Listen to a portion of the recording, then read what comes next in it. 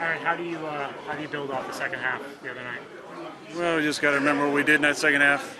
Execution was good. The details were good. We had like 9 MAs, I think, in the first half and 3 or 4 in the second half. So we used to always say anything under 10 is a good game. You have 70 plays, 60 plays in the game. You'd like to be in the single digits in MAs. We were almost double digits in the first half. So it starts with the mental part of it. We got to be prepared. Got to be ready for all the different little looks we're going to get, little checks and adjustments. Second half, we handled that a lot better. Was that the best you've felt since you've been here, that second half? Probably best I've played, but That's what I meant. yeah, okay, yeah. Thanks, Rich. Yeah, and I felt good. I felt good about my play. Obviously, couldn't go anywhere but up in the second half, but yeah, that's when we're all on the same page, which we were so many times. I've been saying that same thing almost every single week. What's the issue? It's like, well, 10 guys are on the same page and 1 guy isn't. Second half of that game, we had a lot of guys on the same page the entire time. Why is this going to be different than the last time we won on Thursday and then lost 5 straight? Oh, I don't know. I mean, the season goes on. Every challenge is different. This is a long road trip to a division leader, so we don't need any extra motivation. We know what we're playing for. Rick said you were going to be a full participant today. I talked to us before practice. Assuming you were.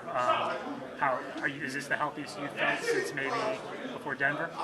Yeah, it is. It feels good. It feels real good. It's been a long stretch, but yeah, and I worked a lot with Dave in the training room. He's a fantastic guy to work with. He's been helping me out. Do a lot of stuff on my own, but it feels good to be able to practice on a Wednesday. I love to practice. This was obviously, we're a little banged up at a lot of positions, so it's kind of a disjointed, shorter as far as reps, but a lot of walkthrough stuff, but it's good to be out there. With some of the issues at guard right now with the injuries, do you have to be even more vocal or take even more control with some protection adjustments, or can you help those guys at all? I think the onus is really on Tip and the tackles. I mean, I can handle what I can handle, but those guys got to communicate the call between each other. It's nice that they're next to a veteran guy on both sides. I'm calling Joe a veteran. He's played all the snaps for us. But, the challenge is Olu, he hadn't played a snap of guard his entire career at any level. And Max has really just worked to tackle most of the training camp. So hopefully, we'll see what the status is of AVT and John. But we feel real good about the way that those guys played in the second half. Aaron, with Mike on, Malachi obviously will take on a bigger role. What's your level of confidence in him taking more reps? I mean, I think he's done a nice job the last couple of weeks. He's earned some reps where he was a healthy scratch, I believe, for a couple games, and he's earned the right to be back on the field. Any young player, the quickest way to being on the field is special teams. So the more that I think he takes ownership of those special teams reps, and the more his role increases on special teams, the more he's going to have opportunities in the offensive snaps as well. I'd love to see Irv get a chance too. Irv does so much for us. He's a super unselfish guy, an absolute menace on special teams. But he had a nice training camp at receiver. So I'd love to see him get some opportunities as well. How dangerous, when Devontae and Garrett are clicking with you like they were in the second half, how dangerous can this passing be? Well, it starts with protection, so we got to be able to protect it up. But once we do that, teams got to figure out what they want to do. It's hard to double both guys, but if you do, that's opportunities for everybody else in the middle or on the outside. So we need our tight end to step up. We need our young receivers to step up. We've obviously used both our backs and some of that personnel with them on the field at the same time. So we'll keep mixing things up with that. But yeah, I mean, those guys are both dynamic players, and it's pick your poison. Aaron, getting everybody on the same page.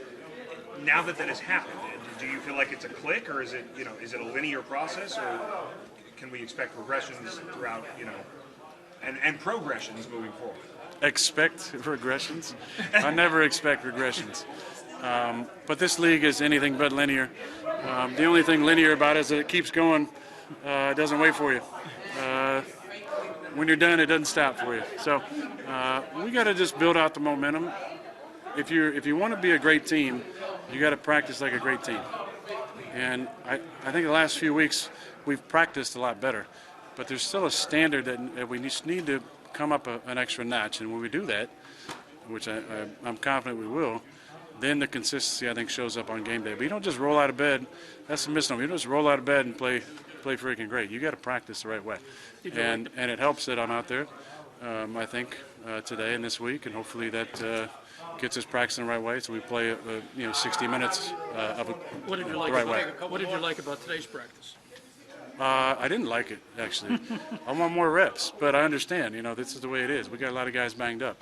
So if I'm out there, I like practicing to practice. But it is what it is at this point. We're in week 10. A lot of guys are banged up, so we only had a few kind of live reps. But we got to make the most of the walkthrough reps. So challenge them every single play with signals, with adjustments, with little reminders, and get those guys stimulated so they're dialed in on those walkthrough reps. No throwaway reps. Aaron, is On his this great touchdown catch, Garrett Wilson said he was just grateful that you had confidence in him to throw the ball. Which one? The second.